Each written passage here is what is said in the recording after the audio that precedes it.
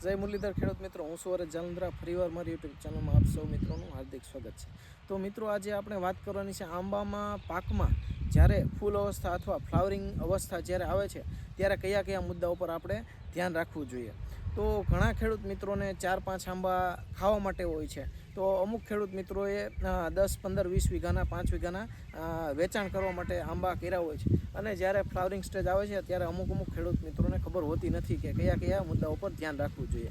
તો એના વિશે થોડીક માહિતી આપીશ, તો મારો આખો વિડીયો જોઈ લેજો. એના લીધે તમને પૂરેપૂરી માહિતી મળી રહે અને જે તમારે પાકમાં જે આંબામાં પ્રોડક્શનમાં જે લોસ જાય છે અથવા તો નુકસાની જાય છે તો એનાથી તમે બચી શકો. તો આખો વિડીયો જોઈ લેજો. મિત્રો, આજે આપણે જોઈએ તો આંબામાં અમુક વિસ્તારમાં જોઈએ તો કાળી જમીન છે અથવા તો જે એને કહેવાય છે જાડી જમીન, એમાં વાવેતર થાય છે. અમુક જમીન આછી જમીન છે, ધારવાળી જમીન હોય છે, રેતાળ જમીન હોય છે, તો એમાં પણ વાવેતર થાય છે. તો જે રેતાળ જમીન છે અથવા ધારવાળી જમીન છે, આછી જમીન છે, એમાં પાણીની વધારે જરૂર પડશે. તો એમાં તમે જ્યારે ફ્લાવરિંગ સ્ટેજે છે ત્યારે આછું પાણી આપો તો ઓછો વાંધો આવશે. પણ જ્યારે તમારે કરાળ જમીન છે, કાળી જમીન છે, જાડી જમીન છે, એમાં જ્યારે ફ્લાવરિંગ અવસ્થાએ તમે પાણી જો વધારે આપી દીધું હોય તો તમારે ફૂલ આવવાની જગ્યાએ કોળ નવી જે આ ફ્લાવરિંગ સ્ટેજ છે એ ફ્લાવરિંગ સ્ટેજની જગ્યાએ કોળ આવવાના પ્રશ્ન આવશે અને ફાલ ઓછો બેસશે. તો પાણી ઓછું રાખવું જ્યારે ફ્લાવરિંગ સ્ટેજ હોય ત્યારે. બીજી જગ્યાએ જોઈએ તો તમારે જો મોર આવી ગયો હોય છે, ફ્લાવરિંગ આવી ગયું હોય છે, ત્યારે જ્યારે અમુક જીવાતના પ્રશ્ન રહે છે, અમુક ફૂગના પ્રશ્ન રહે છે. તો જીવાતમાં આપણે જોઈએ તો મધ્યો, જેને લીફ ઉપર કહેવાય છે ઇંગ્લિશમાં, અથવા તો જે ટીડ કહેવાય છે, એનું ખાસ ધ્યાન રાખવાની છે. પછી જ્યારે તમારે કોળ મોટી થઈ જાય છે, જો કે આ કોળ મોટી થઈ, તો આમાં એક નાની ઈયળ આવે છે, તો એની પણ તમારે ધ્યાન રાખવાનું છે. અને જે આ નાના પેલું થઈ ગયું છે, જ્યારે કમ્પ્લીટ એનો મોર બેસી ગયો છે ત્યારે સફેદ ફૂગ આવે છે, તો સફેદ ફૂગનું પણ તમારે ધ્યાન રાખવાનું છે.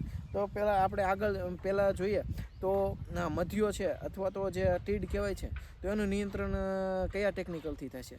તો બેસ્ટમાં બેસ્ટ જોઈએ તો ઇમિડાક્લોપ્રિડ છે, એના પણ સારામાં સારા રિઝલ્ટ મળશે. બીજા નંબર જોઈએ તો ડાયમિથિયોએટ રોગર જે કહેવાય છે, એના પણ સારામાં સારા રિઝલ્ટ મળશે. પછી સાયપર તમે અથવા કોઈ પણ સિન્થેટિક પાયરેથ્રોઇડ ટેકનિકલ નાખશો તો પણ સારામાં સારા રિઝલ્ટ મળશે તમને. બીજા નંબરે આપણે જોઈએ તો આમાં ઈયળ ક્યારેક આવે છે જ્યારે મોરમાં આવી જાય છે, એટલે મોરમાં જે મેન ડાળી જે મેન શરૂઆત ફૂટશે ત્યાં જ લાગશે ઈયળ, એટલે તમારે આખું મોરની ડાળી બગાડી નાખશે. એટલે એના માટે તમે સિસ્ટમેટિક ઇન્સેક્ટિસાઇડ છે એ તમે વાપરી શકો છો. એમાં જોઈએ તો ક્લોરન્ટાનિલિપ્રોલ છે, લેમડા થાયોમિથોક્ઝામનું કોમ્બિનેશન આવે છે, એ પણ સારા રિઝલ્ટ આપશે. ત્રીજા નંબર જોઈએ તો અદામાનું ટ્રાસિડ છે, એના પણ સારામાં સારા રિઝલ્ટ છે. એમાં મેં આ ટ્રાસિડ છે એના 2 ડોઝ મારેલા છે, મને સારામાં સારું રિઝલ્ટ મળેલું છે એમાં. તો એ થઈ આપણે ઈયળ માટેની વાત. હવે ત્રીજા નંબરે જોઈએ તો સફેદ ફૂગ.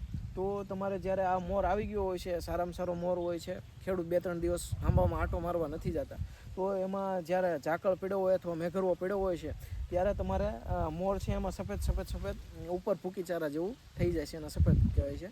તો એ સફેદ ફૂગ થઈ જાય છે અને 2-4 દિવસ તમે જો દવાનું ધ્યાન ન રાખ્યું અથવા ફૂગનાશક ન માર્યું હોય સફેદ ફૂગ માટેનું ટેકનિકલ, તો એ તમારે એ ડાળ છે અથવા મોર બધો ખરી જશે અને ડાળ કાળી પડીને પૂરી થઈ જાય છે, એટલે એમાં પ્રોડક્શન નહીં આવે. તો આ સફેદ ફૂગના લીધે તમારે 50થી 70% લોસ જવાની શક્યતા છે. તો એના માટે તમારે કયા ટેકનિકલ વાપરવા જોઈએ. તો સફેદ ફૂગ માટે હેક્ઝાકોનાઝોલ છે, કાર્બન્ડેઝિમ મેન્કોજેબ છે, માઇકોબ્યુટાનિલ છે, ટેબ્યુકોનાઝોલ છે. આવા માર્કેટમાં ઘણા ટેકનિકલ છે, એ કોઈ પણ કોમ્બિનેશન દવા જોડે તમે વાપરી શકો છો. અને જે તમારે આ પ્રકારનો જો પ્રશ્ન ન હોય તો 1 ડોઝ મારો તો પણ ચાલશે, અને જો વધારે પ્રશ્ન થઈ ગયો આ સફેદ ફૂગનો તો ઉપર 2-3 દિવસના ગાળે 2 ડોઝ મારવાના છે. એના લીધે અમુક જગ્યાએ દવા તમારે ન લાગી હોય અથવા તો આછી મરાણી હોય અથવા તો વધારે ફૂગનો સ્પ્રે વધારે સફેદ ફૂગનો એટેક હોય તો તમે આ પ્રકારે 2 ડોઝ મારશો એટલે તમારે 100% રિઝલ્ટ મળશે અને પ્રોડક્શનમાં જે લોસ થવાનો હશે એ થશે નહીં.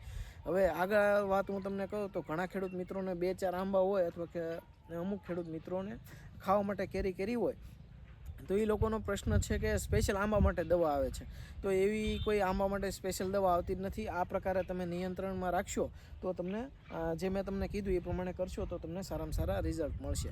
અને બીજા નંબરે મારે તમને એ કહેવાનું છે કે જ્યારે આ તમારે ફ્લાવરિંગ સ્ટેજ આવે ત્યારે અમુક ખેડૂતોને કહીએ આપણે કે 05234ને તમે સ્પ્રે મારો તો તમને સારા રિઝલ્ટ મળશે. પછી માર્કેટમાં નેનો DAP આવે છે, એના પણ સારામાં સારા રિઝલ્ટ છે. 126100 એના પણ સારામાં સારા રિઝલ્ટ છે.